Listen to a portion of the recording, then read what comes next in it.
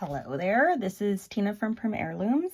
I want to take you through Tabitha, my whimsical witch. I'm still not sure if that's what I'm going to call her, but she's this little pattern here. And I want to give a little tutorial on how to do her face.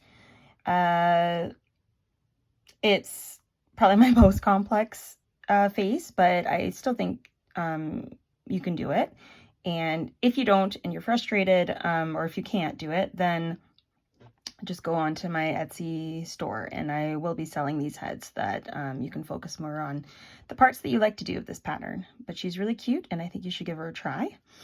Put her aside. So again, I'm starting with a 30 millimeter bead, and these ones are a little darker. I'm not a fan of them, but for her, because she's painted, it doesn't really matter. And I've got her nose pattern, and I printed it directly on a 65 pound cardstock in tan that matches the bead. Yours will be printed on the sulky, which will be stuck to the cardstock. And then you'll just cut through that. I just print them because then I can do a few at a time and I'm not wasting sulky.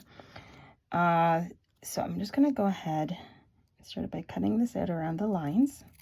And you'll do the exact same thing, only afterwards you will peel off the sulky.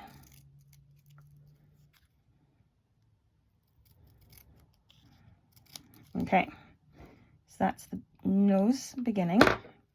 So you'll see I've got, so you can peel it off the sulky, but you'll notice that I drew these kind of construction lines along here. So that kind of indicates that you're going to be rolling the nose. I'll start over here and kind of like fold it as you go. So you see, and you're trying to keep this point. And this is why I like the 65 pound cardstock. It's not so heavy that it's so challenging to fold, but it will hold its shape afterwards. And you don't have to worry too much also about this one because we are going to stuff the nose afterwards. All right, so I kind of have it curved.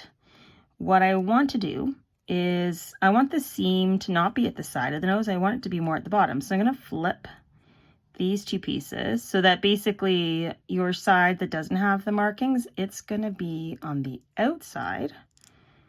And line this up like that. It's not going to necessarily be perfect. Mine never are, but that's okay. It's a witch's nose. But you see how I have it. It's pointed at the top. That's where your peak is, kind of where that last line is. And this part comes pretty much to the bottom. And your nose is there. Now this would be a good spot. I'm rushing, so I'm going to use my glue gun, see how that goes for me. But use your white craft glue to glue this down, this edge down. It'll probably be less frustrating, and just use a small Q-tip to help line yourself up. But I'm going to cowboy this, and I'm just going to go in there with my glue gun and see how poorly I do, or well, let's see. And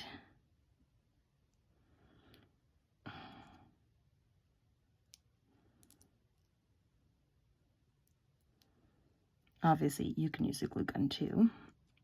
I just do find it can be challenging.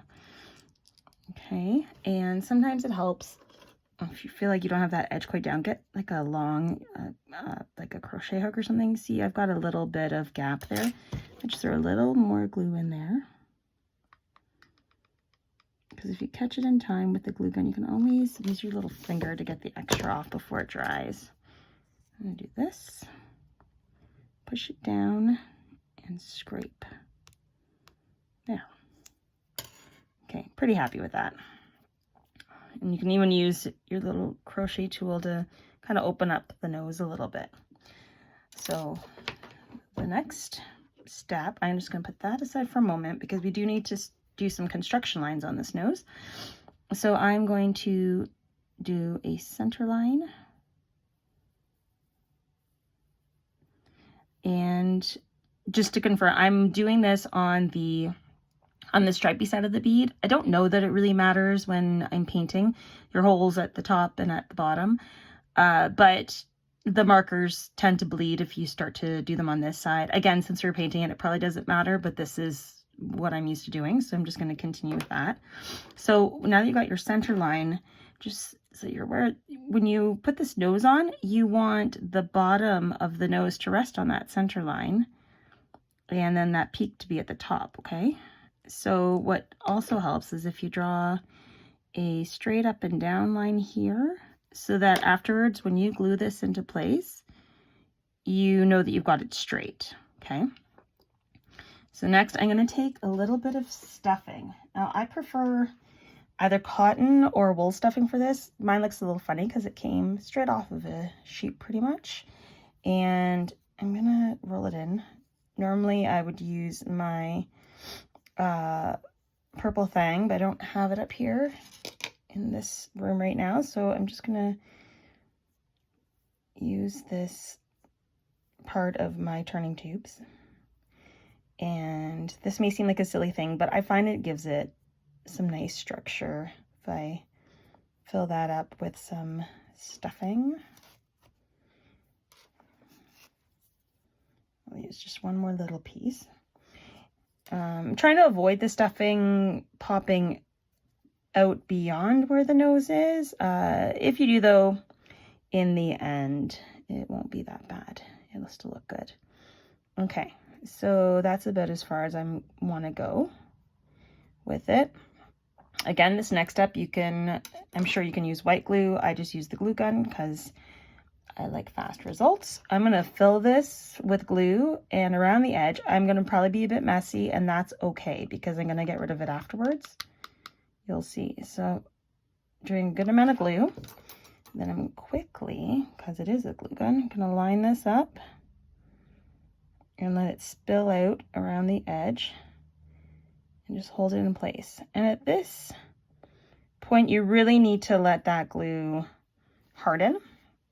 So while that's doing that, I'm just going to go ahead and get rid of a bit of this line so that afterwards when we paint, you won't hopefully see it. And I'm going to start to draw her face a little bit. So in the pattern notes, I do have some ideas for how to help, locate where her eyes go and whatnot. I'm just going to eyeball it. So I'm going to go along here, draw a couple of construction lines, see if they're straight. Oh, I'm going to try to erase. It's a little bit hard to get into that afterwards to get that line out. But, oh, you know what? I'm not going to worry too much because she is going to get painted. So I'm going to go on and draw. She gets a bit bigger eyes. And a big pupil. And just kind of check that distance.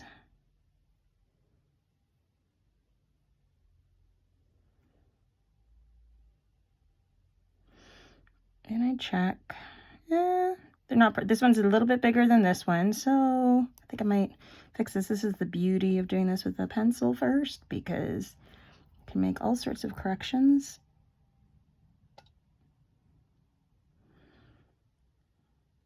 Oh, that looks, I think that's pretty good.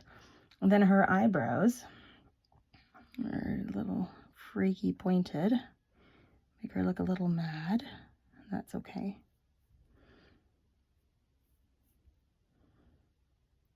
Okay, it's not bad. And at this point, this glue is hardened. So now I'm going to switch back over and use my nail. And again, you can use the scissors to kind of go around. You can also use an X-Acto knife. I find this is the safest, just using my nail. If you can, push in there, but those are other options for you. If you use white glue, you probably don't need to do this part. And there you go. Nice nose. And afterwards, we're going to crunch it down at the end and make it really witchy looking. So then the next step is her mouth. So I'm going to draw a line coming, just a light one, down. And, oh, there's a piece of fluff on me. Hang on. That's still there. That's the downside of using a glue gun. All right, I'm gonna just do a bit of a mouth. I kind of want it to be a little random looking.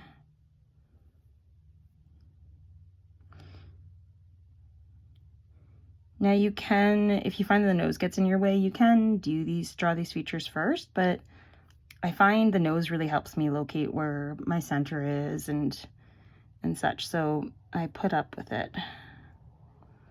Okay, well, that looks nicely evil. It might be a bit big. I think I'm gonna take this edge just down a little.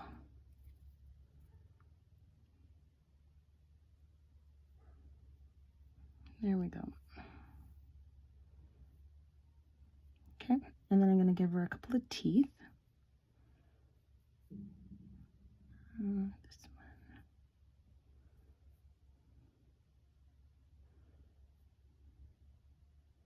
That's looking pretty evil. All right, so some of these lines, I'm gonna actually darken a bit because when I paint afterwards, it's not gonna be so easy to see them. So those ones are definitely good. You can erase any, construction lines if they're gonna irritate you. I'm gonna darken our eyes a little bit. Again, just so that I can see them through the paint.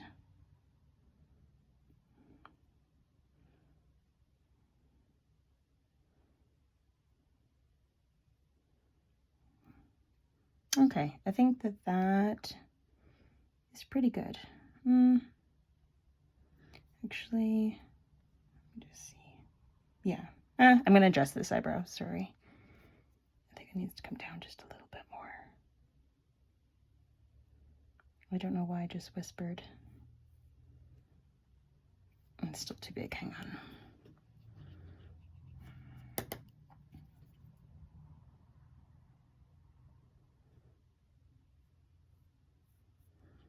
Okay, I'm happier with that. That's good. All right, so paint. I've been using this, I think it's from the dollar store or it's from Michael's, but I'm pretty sure it's the dollar store. It's leaf green, and I find it's this nice kind of witchy face shade, we'll call it. I'm just gonna shake it and put a little bit into this cup. Probably way too much because it doesn't take that much, and a brush. I started the back because I'm just gonna move this out of the way. I started the back just to make sure that that's going on okay. That's not too thick. I like this paint. It's probably just because it's cheap paint, but it goes on pretty thin, and that's kind of all you want. You want like a green tinge to her face. You don't need it to be, super opaque in, ooh, I have a green head, I'm a witch. So this works well. And I'm just gonna go around. You can always go back over it if you want darker. See how you can still see her eye through, and that's what's gonna make it easier to draw on those features afterwards.